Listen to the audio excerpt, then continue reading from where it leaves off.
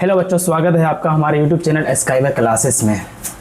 जैसा कि आप सबको पता है, हमने दूसरा चैप्टर को फिनिश कर लिया है। आज हम लोग पढ़ने वाले हैं चैप्टर नंबर 3, तो जिसका नाम है फरार।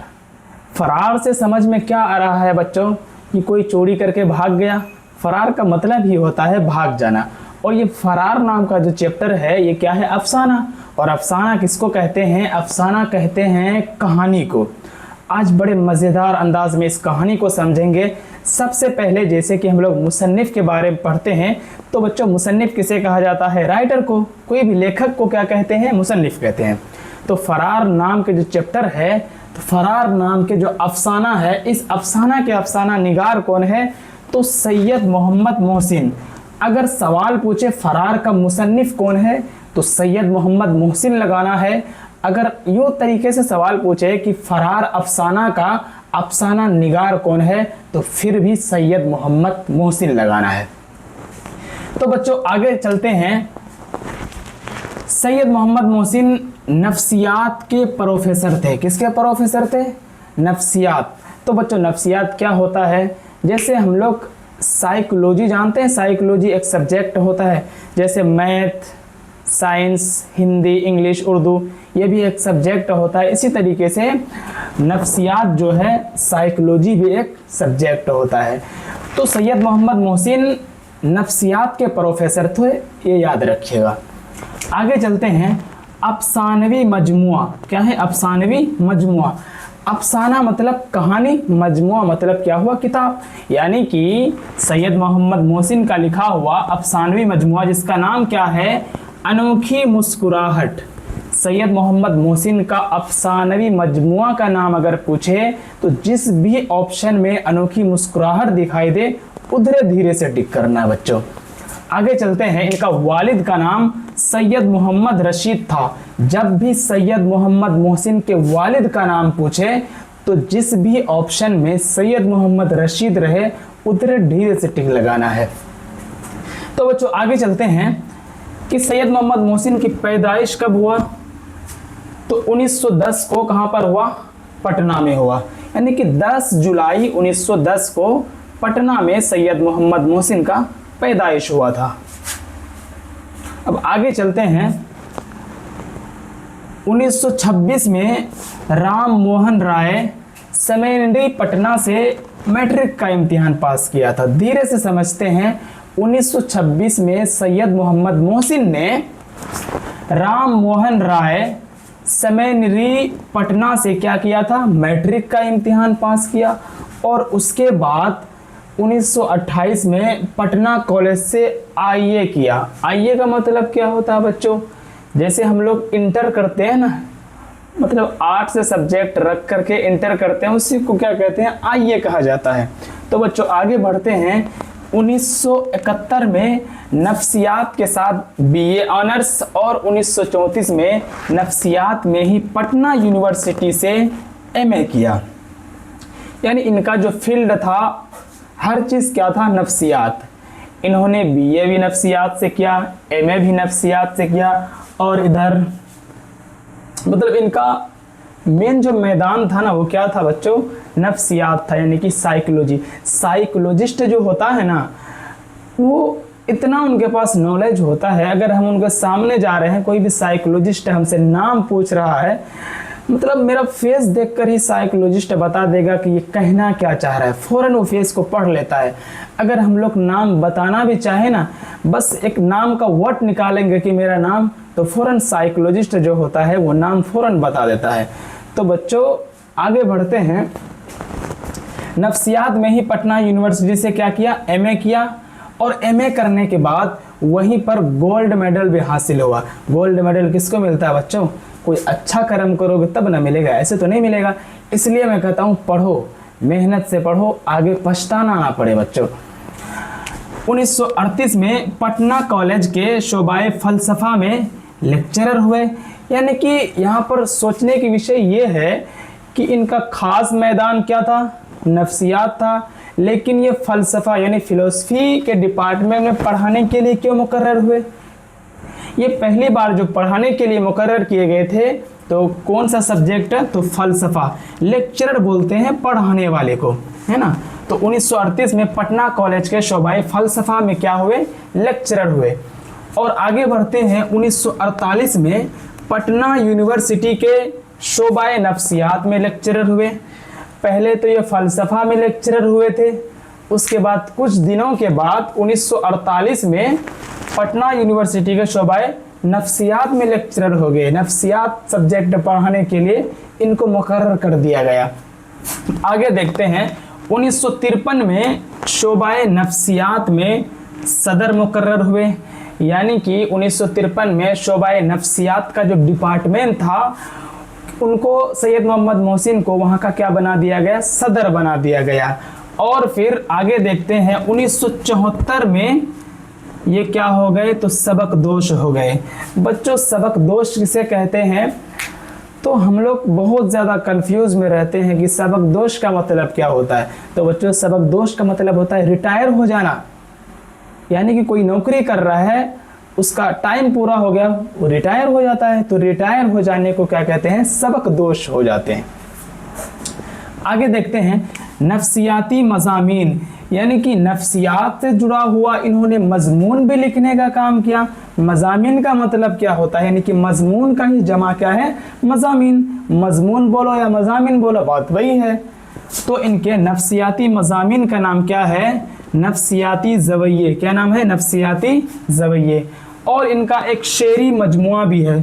शेरी मजमुआ यानी कि शेर व शायरी का किताब। शेर का मतलब शेर हुआ, मजमुआ का मतलब क्या हुआ? किताब। यानी कि सैयद मोहम्मद मोहसिन का शेरी मजमुआ का नाम क्या है? ज़ख्म के फूल। जब भी पूछे सवाल कि दर्जे झेल में से सैयद मोहम्मद मोहसिन के कौन सा शेरी मजमुआ है, तो जिस भी ऑप्शन में ज़ख्म का फूल दिखाई दे तो बच्चों धीरे से टिक लगाना, हड़बड़ नहीं करना है। हड़बड़ करोगे तो हड़बड़ में क्या हो जाता है? गड़बड़ हो जाता है। हमारे साथ खुद हुआ है। तो आगे बढ़ते हैं, 1973 में अपनी अहलिया के साथ हज भी अदा किया, यानी अहलिया बोलते हैं बीवी को। तो सैयद मोहम्मद मोहसिन अपनी बीवी के साथ हज का फरीज़ा भी अदा किया, हज भी करने के लिए गए थे। तो कब गए थे? 1973 में, यानी सबक दोष होने से पहले ही इन्होंने अपनी बीवी के साथ हज करके आ गया था। और इनका इंतकाल हो जाता है 2002 दिल्ली में इलाज के दौरान। ये बीमार हो गए थे काफ़ी और इनको हॉस्पिटल ले जाया गया और वहीं पर बीमारी के हालत में इनका क्या हो गया? इंतकाल हो गया। वो कौन सा वक्त था जब इनका इंतकाल हुआ? तो 2002 में इनका इंतकाल हुआ। तो बच्चों इस कहानी में 4 लोगों की किरदार है। इस कहानी में ये बताया गया है कि हम इंसान जो है, हमारे बचपन जिस तरीके से गुजरेगा हम उसी तरीके की मतलब काम करेंगे। अगर हमारा बचपन सही से गुजरा है तो आगे भी सही से गुजरेंगे, क्योंकि बच्चों को जो सिखाया जाता है ना वो चीज़ बच्चे बहुत जल्दी से सीख लेते हैं। माहौल का असर बच्चों पर पड़ने लगता है। तो इस कहानी में कौन है? महमूद हैं, अजीम हैं, खालिदा और जुबैदा। तो सबसे पहले इस कहानी में क्या है? एक औरत रहती है, जैसे महमूद जो है बचपन से ही अपने माता पिता को लड़ते झगड़ते हुए देखता है। तो महमूद के दिल में एक ख्याल रहता है कि शायद शादी होने के बाद लड़ाई झगड़ा ये सब करना शायद सही बात है। तो ऐसा नहीं है बच्चों। महमूद अपने माता पिता को हमेशा लड़ते हुए देखता है। एक मर्तबा महमूद अपने रूम में बैठकर पढ़ाई कर रहा होता है तो उनकी माँ आवाज़ देती है ज़ोर से, बिल्कुल सख्ती के साथ, महमूद, गुस्से में। तो महमूद आता है उठ कर के और उसकी माँ कहती है कि जाओ तुम्हारे पापा बैठे हैं, उसको बुला के लाओ। तो महमूद जाते हैं और बोलते हैं कि अम्मी आपको बुला रही हैं। तो उसके पापा कहता है आखिर क्या काम हो गया, क्यों हमें बुला रही हैं वो। तो इसी तरीके से महमूद का जो पिताजी रहते हैं उसके अम्मी के पास जाते हैं और कहते हैं क्या हो गया, इतना क्यों चिल्ला रही हो। तो उसकी अम्मी मतलब मन ही मन में कहती है कि हाँ मैं चिल्ला रही हूँ, मैं तो ये हूँ वो हूँ, मतलब अपने मर्जी से ही कुछ से कुछ बकने लग जाती है। औरत का ये काम ही होता है। तो महमूद के जो पिताजी रहते हैं वो ये कहते हैं मैंने तो ऐसा कुछ कहा ही नहीं कि तुम पागल हो या फिर तुम ज़्यादा बकवास करते हो, मैंने तो सिर्फ ये पूछा कि आखिर क्या बात हो गई। तो महमूद की माँ कहती है कि आप जो उस वकील के घर जाते हैं ना, उसकी बीवी बहुत बड़ी डायन है, आपको फंसा लिया तो फिर मेरा क्या होगा। इसी तरीके से बच्चों ऐसे ही मतलब झगड़ा वगैरह होता ही रहता है। तो उसके बाद क्या होता है, महमूद जो है बड़ा हो जाता है। बड़ा होने के बाद महमूद एक स्कूल में पढ़ता है, कॉलेज में पढ़ता है, और उसके साथ एक दोस्त रहता है अजीम, और अजीम इन्हीं लोगों का एक फ्रेंड और रहता है जिसका नाम खालिदा, एक लड़की रहती है जिसका नाम रहता है खालिदा। तो महमूद एक मेहनती लड़का था, इसका सपना था कलेक्टर बनना। तो एक बार क्या हुआ, महमूद को खालिदा पसंद कर रही थी, बहुत ज़्यादा पसंद कर रही थी। तो खालिदा जो थी महमूद को बताने से डर रही थी।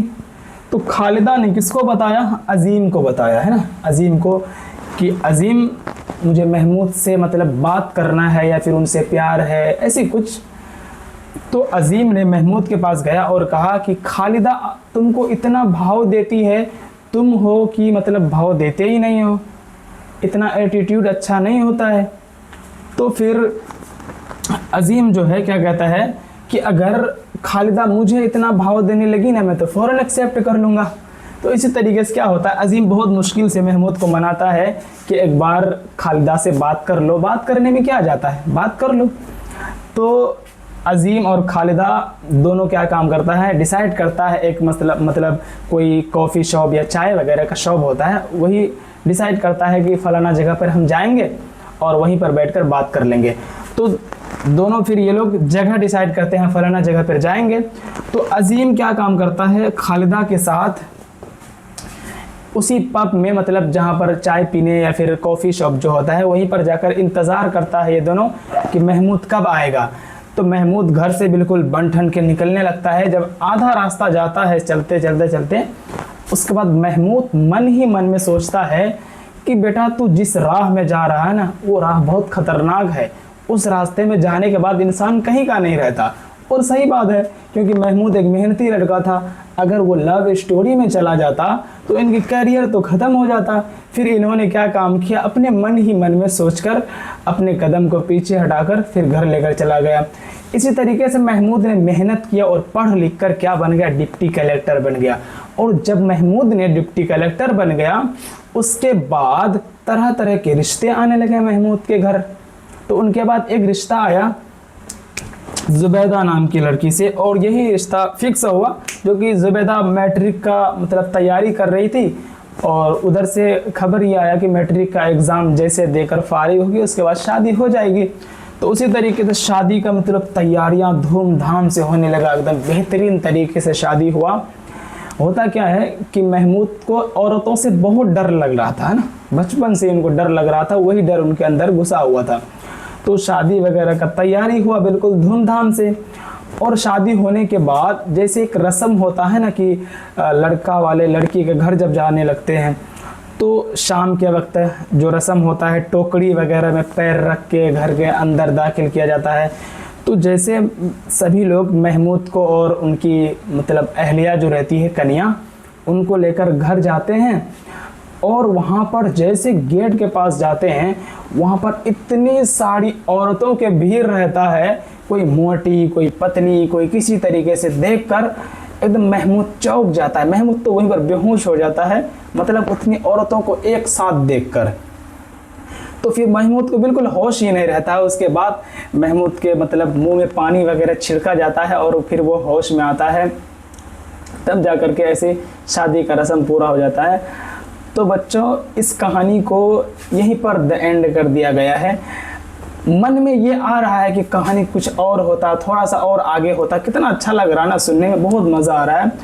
तो इस कहानी से ये सबक मिल रहा है कि जो हमारे बच्चे होते हैं, उसका बचपना हम जिस हिसाब से गुजारेंगे, वो बड़े होकर भी वही काम करेगा। अगर बचपन में हम उनको गाली सिखाएंगे तो बड़े होकर वो सुधरेगा नहीं, बड़े होकर भी वो ख़राब होगा। तो इस कहानी से यही समझ में आ रहा है कि अपने बच्चों को एक सही तालीम दें और उनके सामने कोई ऐसा काम ना करें जिसके वजह से वो बच्चे बिगड़ जाए। तो बच्चों को अच्छा बनाना किसके हाथ में होता है? माता पिता का हाथ में होता है। तो बच्चों, कुछ इस तरीके से चैप्टर नंबर 3 था जिसका नाम था फरार, और ये क्या था, अफसाना था। तो यहाँ से जिस तरह से सवाल पूछेगा आप लोग बिल्कुल बेहतरीन तरीके से जवाब दीजिएगा। इतना याद रखिए, इससे आगे कुछ भी याद रखने की ज़रूरत नहीं है। तो मुसन्निफ किसको कहते हैं, लेखक को कहते हैं, समझ गए। तो सबसे पहले आप ले लीजिए इसका स्क्रीन शॉट। तो बच्चों इसी तरीके से हमारे चैनल को स्काईवे क्लासेस को सब्सक्राइब करें और इस वीडियो को लाइक ज़रूर करें और हमारे इस वीडियो को अपने दोस्तों को शेयर करें, इस वजह से कि आप भी फ़ायदा उठाएं और आपके दोस्त भी फ़ायदा उठाएं।